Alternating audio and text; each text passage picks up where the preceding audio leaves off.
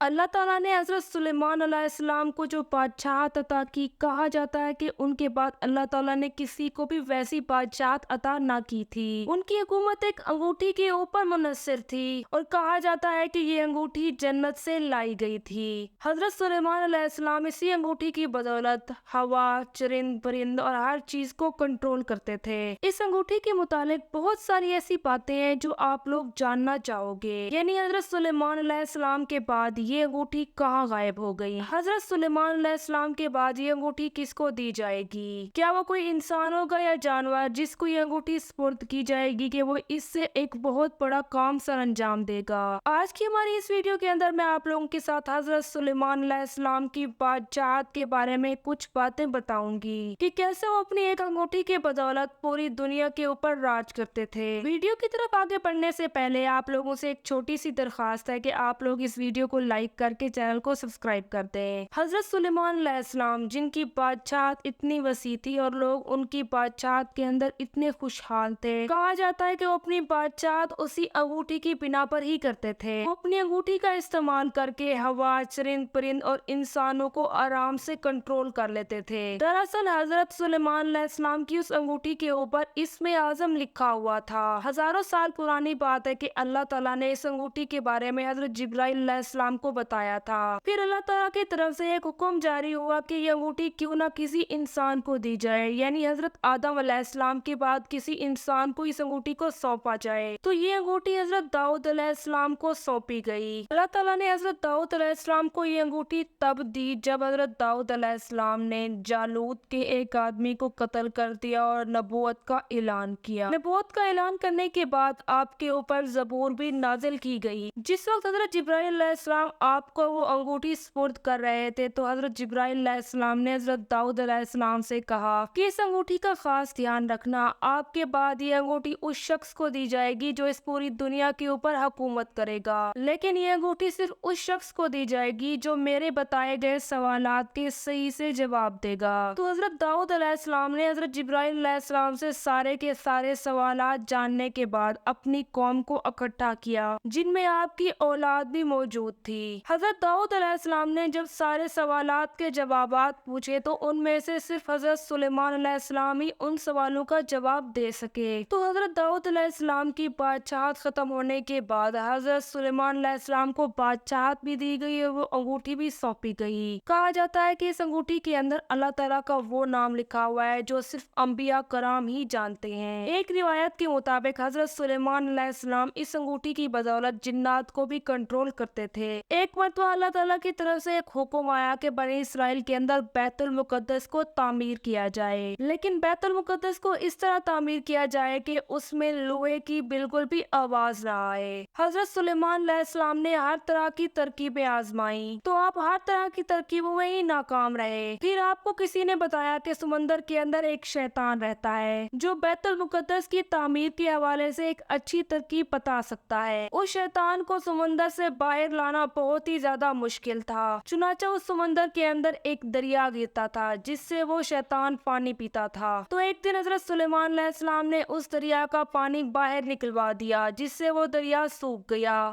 دریا کے سوکھنے کے بعد اس کے اندر شراب کو بھروا دیا گیا۔ جب شیطان کو پیاس لگی اور اس نے دیکھا کہ پانی کی جگہ پہ شراب بھری ہوئی ہے تو وہ کہنے لگا کہ یہ تو بہت مزے کی چیز ہے۔ جیسے ہی اس نے شراب پی وہ مدہوش ہو گیا۔ پھر اس کو حضرت سلیمان علیہ السلام کی وہ انگوٹھی دکھائی گئی۔ انگوٹھی کو دیکھنے کے بعد وہ حضرت سلیمان علیہ السلام سے ملنے کو چل پڑا۔ تو حضرت سلیمان علیہ السلام نے اسے وہی کام سونپا کہ بیت المقدس کو تعمیر کرنا ہے، وہ بھی بنا آواز کے۔ تو جب شیطان نے یہ بات سنی تو وہ ہدہد کے انڈے لے آیا۔ انڈوں کو لانے کے بعد اس نے انڈوں کے اوپر ایک شیشہ رکھ دیا۔ ہدہد وہاں پر آیا تو وہ انڈوں کے گرد چاروں طرف سے گھوما تو ہدہد کو یہ بات سمجھ میں آ گئی کہ انڈے اس کے ہاتھ نہیں آنے والے، اس لیے وہ گیا اور ایک ہیرا لے آیا۔ ہیرا لانے کے بعد اس نے اس شیشے کے اوپر وہ ہیرا رکھ دیا تو پھر اس نے شیشے کو چاروں طرف سے کاٹنا شروع کر دیا۔ جب ہدہد نے ہیرے کی مدد سے سارے شیشے کو کاٹ لیا تو وہ اپنا ہیرا بھی اپنے ساتھ واپس لے گیا मुर्गियां और अपने अंडे भी। हजरत सुलेमान अलैहिस्सलाम जब भी बैतुल खला के अंदर जाते तो वो अपनी अंगूठी बाहर उतार कर जाते थे।